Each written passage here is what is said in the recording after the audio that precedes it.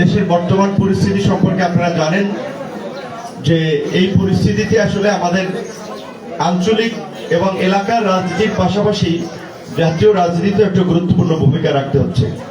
বড় বড় রাজনৈতিক দল গত 16-17 বছরে আন্দোলন করলেও আলোর মুখ দেখে নাই, কিন্তু শেখ হাসিনার এখন শেখ হাসিনা পতনের পরে হুঙ্কার আওয়াজ নানান ধরনের আছে, কিন্তু 16 বছরে কিন্তু পারে নাই। তাহলে পারছে কারা? পারছে সাধারণ মানুষ এবং ছাত্ররা। যে কারণেই এই বলা হচ্ছে যে বারবার যে ছাত্র জনতার গণ অভ্যুত্থান, রাজনৈতিক দলগুলো সেই আন্দোলনে ছিল, সহযোগিতা করেছিল, কিন্তু 16 বছর কিন্তু তারা পারে নাই। আর সেই ছাত্রদেরকে এই আন্দোলনের জন্য প্রস্তুত করা, সেটা কিন্তু আপনাদের ভাই বোনদের এলাকার সন্তান হিসেবে আমি এবং আমার সাথে কিছু ভাইরা করেছি। 2018 সালে কোটা সংস্কার আন্দোলন হয়েছে। শেখ হাসিনার আমলে যেখানে বড় বড় রাজনৈতিক দলগুলো রাস্তায় দাঁড়াতে পারে নাই, আন্দোলন করে টিকতে পারে নাই, কারণ হচ্ছে সত্যিকার অর্থে মধ্যম বয়সী কিংবা সিনিয়র মানুষ তারা নানান কারণে পিছু টান। বর্তমান এই বিগত সরকারের যে ফ্যাসিবাদী আচরণ, পুলিশের হামলা হয়রানি, তাদের ইয়ংরা ছাত্রদের কোনো পিছু টান নাই।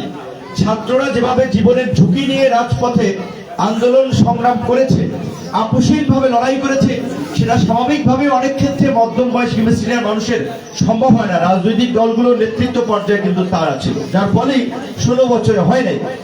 এটা জনসেবা। এই জন্য আমরা বলছি, এই যে গতানুগতিক রাজনীতি দেশে চলছে, তার বাইরে আমরা তরুণরা, এই যে নতুনরা, আমরা পরিবর্তন করে দেখাতে চাই যে পরিবর্তন সম্ভব এবং সেটা আমাদের। এই 50 বছরের মধ্যে এই ছাত্র জনতা, স্কুল কলেজের ছাত্ররা, এই যে আমাদের ছবিটা, এই যে ছেলে, এই ছেলে শিবান, কয়জন চিনতেন? এই ছেলেকেও রুবেল মোল্লার লোকেরা, রুবেল মোল্লা যদি আমাদের দেখা যায় ওই দালই বাড়ির সম্পর্কে, আত্মীয় দুঃসম্পর্কে, কিন্তু ও বারবার বলছিল ভাই গালিগালাজ করে, সমস্যা করে। এই ছেলে তো ভাই এলাকায় কারো দোকানে চাঁদাবাজি করে নাই, ওই জেলের চাল মাইরা দেয় নাই, বিজেপি বস্কমতা এগুলো নিয়ে ঝামেলা করে নাই, ইভেন নিরীহ ছেলে ছিল, কিন্তু সে আমাদের সংগঠন করত ছাত্র অধিকার। সে কদমতলী থানার যুগ্ম সাধারণ সম্পাদক, সদস্য সচিব ছিল 2 বার। এলাকার ছেলে হিসেবে সবসময় আমাদের সাথে যোগাযোগ থাকতো।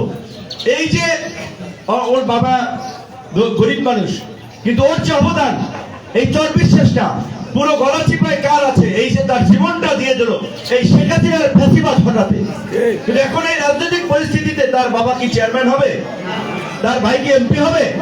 তারা তো এমপি চেয়ারম্যান হওয়ার জন্য জীবন দেয় নাই, মানুষের অধিকার আদায়ের জন্য জীবন দিয়েছে। এই পরিবর্তন এনে দিয়েছে। আর আমরা কিছু রাজনৈতিক দলের নেতারা, সেটা আমার দলের হোক অন্য দলের নেতা হোক, তারা ধান্দাবাজে হামদাম করায় ব্যস্ত হয়ে পড়ছে। মনে রাখতে হবে, আওয়ামী লীগের কত দাপটশালী নেতারা, খবরও নাই এখন এলাকায়, সিপাহি বইরে রয়েছে, আওয়াজ দেয় না। অনেকে দেশ ছাড়ছে, দেশের মধ্যে যারা নিজেদের কাছে আওয়াজ নাই। কাজী মনে রাখবেন, এখন কিন্তু রাজনৈতিক দলের সরকার না, অন্তর্বর্তীকালীন সরকার। বাড়াবাড়ি করবে, আর্মিকে বলে দেবে একেবারে সাইজ করে দেবে।